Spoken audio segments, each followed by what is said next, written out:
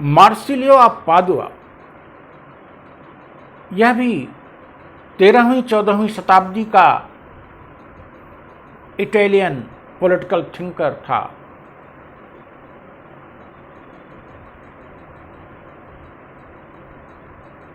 इन्होंने स्पष्ट ये अरस्तु के विचारों से काफी प्रभावित थे। इसके अतिरिक्त अन्य धर्म मीमांसकों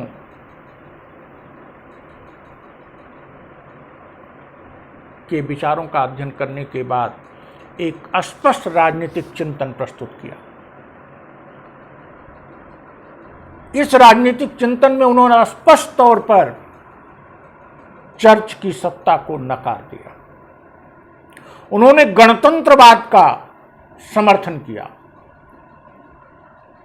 और यह गणतंत्रवाद, राज्य की सत्ता गणतंत्री व्यवस्था से ही संभव है। उन्होंने चर्च और पुरोहित वर्ग के किसी भी हस्तक्षेप को अस्वीकृत करते हुए राज्य के संचालन में जनता के प्रतिनिधि, विधायक मतलब प्रतिनिधि लोगों के शासन, गणतंत्री शासन व्यवस्था की बात थी। वे कहते हैं कि यह गणतंत्रवाद जो जनता के प्रतिनिधियों के रूप में आएगा, जो विधायक आएंगे वही किसी को सत्ता देंगे, उसका मार्गदर्शन करेंगे, उसकी भूलों को सुधारेंगे और जरूरत पड़ेगी तो उसको हटाएंगे। कहीं प्रतिनिधि लोकतंत्र की ओर इशारा कर रहा है, संसदीय लोकतंत्र की ओर भी इशारा कर रहा है।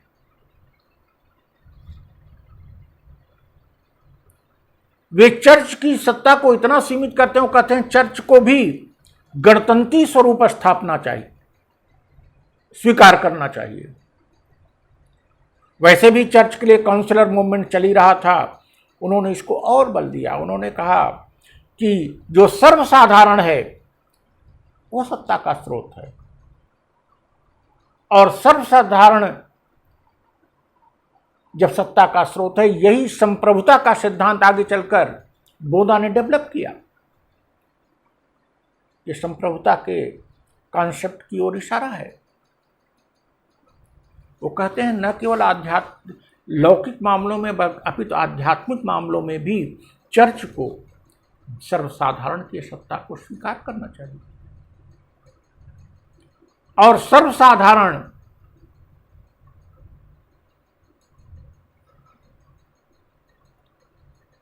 के प्रतिनिधि भी चर्च में हो।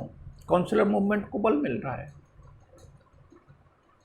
फिर वो अरस्तु के विचार को आगे बढ़ाते हुए कहते हैं कि मानव के अस्तित्व के लिए, मानव की शक्ति के लिए राज्य आवश्यक है और राज्य ही मानव को शक्ति प्रदान करता है।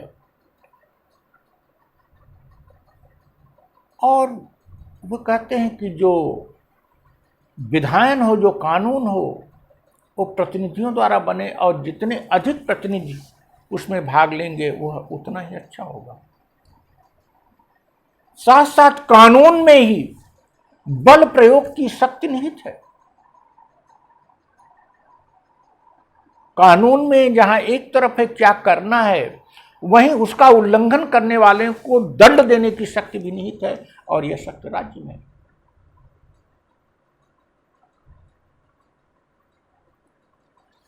इस प्रकार से मार्सिलियो को जो विचारधारा है वह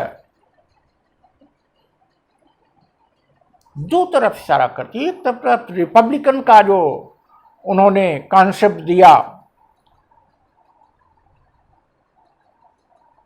उसमें राज्य की शक्ति की बात तो है ही है, साथ साथ प्रतिनिधियों की बात है और संप्रभुता की तरफ संकेत है, जनता की संप्रभुता की तरफ संकेत है, लोकतंत्र की तरफ संकेत है।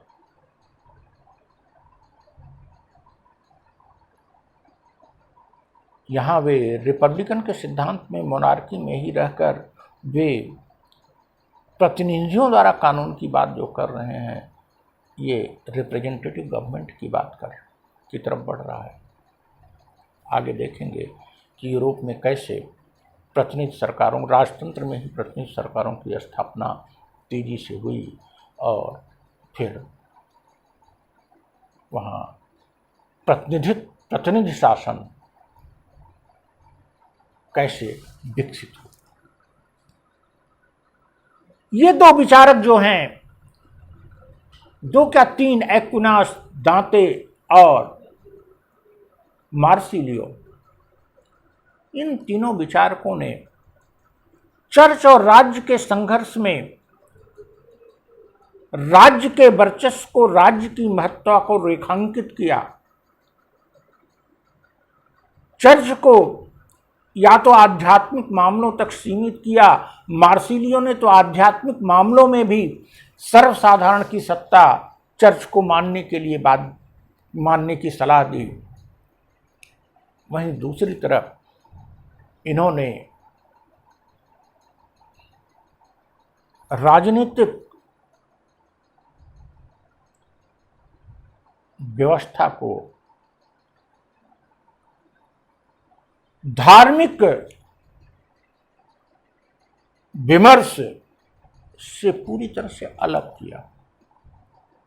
आगे चलकर हम देखेंगे कि जब पुनर्जागरण में कला और संस्कृति का विकास हो रहा है, तो कला और संस्कृति अब धार्मिक विमर्श से हटकर मानवीय, आर्थिक, सामाजिक विमर्श की तरफ बढ़ रहा है।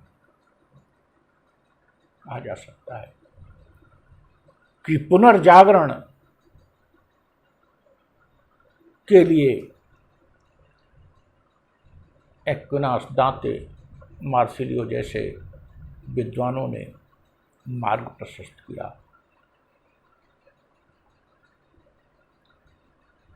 फिर एक के बाद एक